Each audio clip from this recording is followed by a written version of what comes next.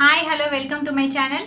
இன்னைக்கு நம்ம ஒரு ஹெர்பல் டீ எப்படி ப்ரிப்பேர் பண்ணுறதுன்னு பார்க்கலாம். ஹெர்பல் டீக்கு தேவையான பொருட்கள் என்னென்னு பார்த்துடலாம்.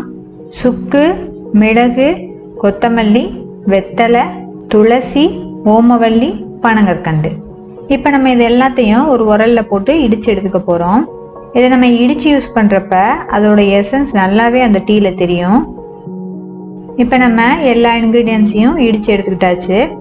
அடுத்ததாக நம்ம ஒரு வெசல் எடுத்துக்கிட்டு அதில் இந்த இன்க்ரீடியன்ஸ் எல்லாத்தையும் ஆட் பண்ணி தேவையான அளவு தண்ணி விட்டு கொதிக்க விட போகிறோம். இந்த டீயில் நம்ம சேர்த்துருக்க எல்லா ஐட்டம்ஸுமே மெடிக்கல் பெனிஃபிட்ஸ் உள்ளது தான். இந்த கஷாயம் சளி, இருமல், தொண்டைவலி, தலைவலி இந்த மாதிரியான எந்த பிரச்சனைக்கும் நல்ல ரிலீஃப் கொடுக்கும். அது மட்டும் இல்லாமல் இந்த கோவிட் டைமில் நம்மளுக்கு இம்யூனிட்டி ரொம்பவே அவசியமாக தேவைப்படுது. இந்த கஷாயத்தை 3 days once வச்சு குடிச்சிங்கன்னா உங்களுக்கு இம்யூனிட்டியும் நல்லாவே பூஸ்ட் ஆகும். இது கூட நம்ம கொஞ்சம் மஞ்சத்தூளை ஆட் பண்ணிக்கலாம். இப்போ நம்ம தண்ணி ஆட் பண்ணிடலாம். நான் 3 கிளாஸ் தண்ணி எடுத்திருக்கேன். இது ஒரு 2 கிளாஸ் வர அளவுக்கு கொதிக்க விட போகிறேன்.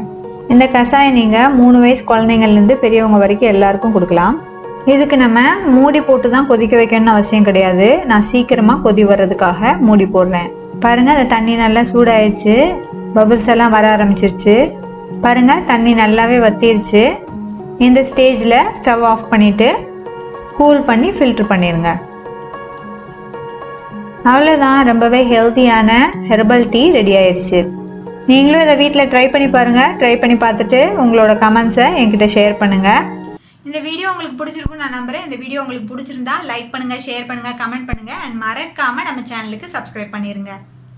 நான் திரும்பவும் உங்களை ஒரு இன்ட்ரெஸ்டிங்கான வீடியோவோட சந்திக்கிறேன். until then bye bye.